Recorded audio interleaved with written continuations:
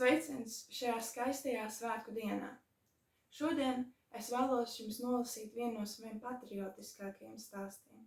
Un pirms es to sāku lasīt, es vēlos jums nolasīt vienu Ojāra vāciešu citātu. Šķiet, nakts kaut ko ir paņēmusi un laikam negrib atdot man. Ojārs vācietis. Un tagad sākam manu stāstu. Tumsa, bet ne pilnīga. Šajā vasaras naktī debesis ir kā pārbērtas ar zvaigznēm. Viena zvaigzne izceļas un liekas, tā spīd tikai man. Protams, ir muļķīgi un sautīgi domāt tā, bet man tā šķiet visskaistākā. Tad pēkšņi zvaigzne pazūda un dzirdu es kādu klusu čaboņu papardēs. Tur iznāk skaista būtne. Ar cēlu gaitu tā tuvojas man un šķiet, ka tā zemi vispār neaizskar. Viņai drēbes brīnumaini skaistas, ir kā debesu darinātas, ar grezniem izšuvumiem, nepārprotami pārpasaulīgas. Jaunums mati, kā silts zelts, skaista līst, līdz pat tās viduklim. Piegāju tuvāk un aizskāru viņas savādi mirdzošo ādu. Viņas pieskāriens bija maigs kā zīds, pat nespēja no tā atrauties. Tad ieskatījos viņas acīs. Viņas skatiens lika apstāties un palikt vietā, klausīties. Acis kvēloja kā divi dzintari daļļevas sejā. Viss tiešām likās kā noklusis. Nekas vairs neuzdrošinājās šīs radības klātbūtnē pat elpu ievilkt. Absolūts klusums, kurā viss likās iespējams. Tā ir tik savāda sajūta, kad liekas, ka šajā pasaulē nav nekā, kas tieši šajā brīdī nebūtu iespējams. Man pašam liekas, ka lidot spēju, uz debesīm lidot un aizskart zvaigznes. Kā no zila gaisa redzēju, ka aina pagavusi mainīties. No debesīm skaistā harmonijā baltas sniegpārslas dejojot mijās. Viens acu mirklis un sniegpārslas tapa par zvaigznēm.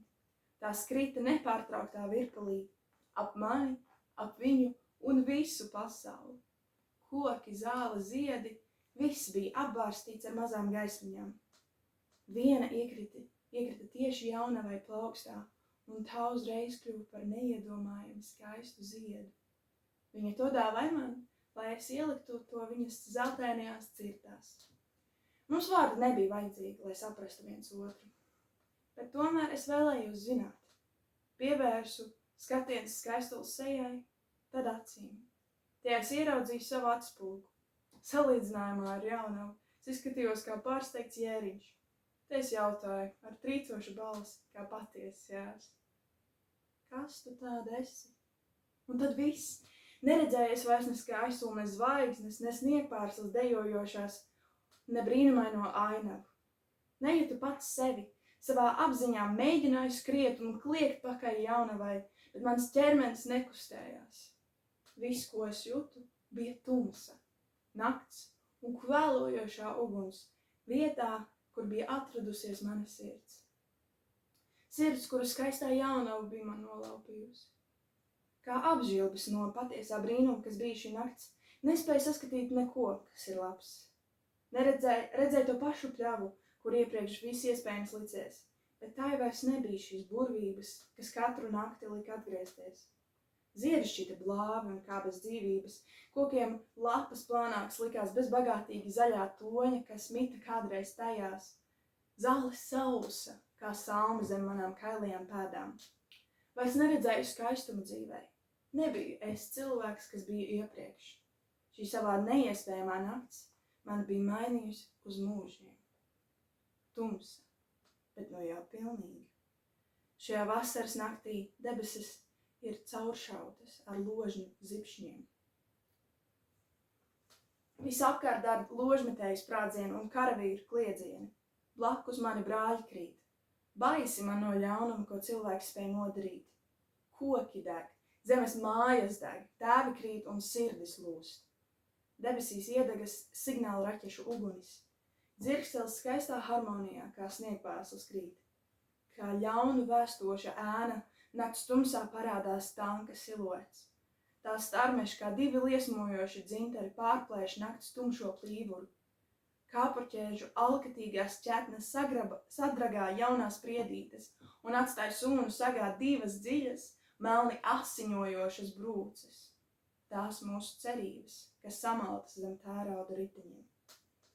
Trūdošu līķu un asiņu smaka man degunā cērts, kā naži tā iegriež manu miesu. Es redzu savu draugu, ko pazīst jau no bērna kājas. Tas drosmīgs un cēls savā garā un tēlā. Es manu, ka viņš ir mīdais mans, ka pretinieku pūlī stājies viņš. Nav vairs robežu, draugs draugam lodi raida, dēls tēvam un brālis brālim. Kaujas vājprāts ir apdullinājis viņu prātus.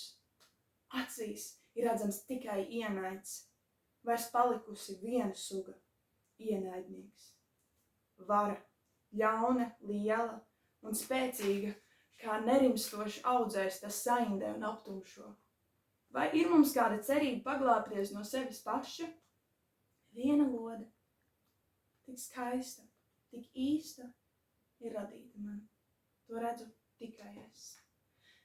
Tā trāpa man sirdī, tik dziļi un ātri, kā sapnī brīnumainā mana daļava to laupa. Kādēļ tu mani mīsti? Kāpēc dzīvi man laupīja? Nevarētu teikt, ka nebija gaidīts šis brīdis. Atbrīvošana, brīvība, jauna elpa, dzīvība manī iedegās. Padevos šīm nāves skārienam, tik maigam kā zīdam, tik šķīstam, kas līdzi mani ņēma. Manī nav ļaunuma vairs, atriebas kāras un varas. Es esmu brīvs no sevis, no savas miesas, es esmu sava eņģeļa varā.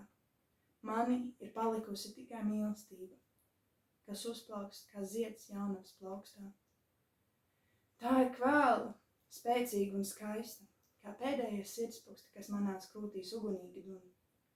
Ar trīcošu balsi bez elpas es saku, gaidi mani, es jau nāku. Paldies, ka klausījies šo manu stāstu, kuru rakstīju, domājot par karavīru un viņa skatpunktu. Es ceru, ka jums šie svētki ir skaisti, brīvi un silti. Priecīgas Latvijas neatkarības svētkus. Visu labu!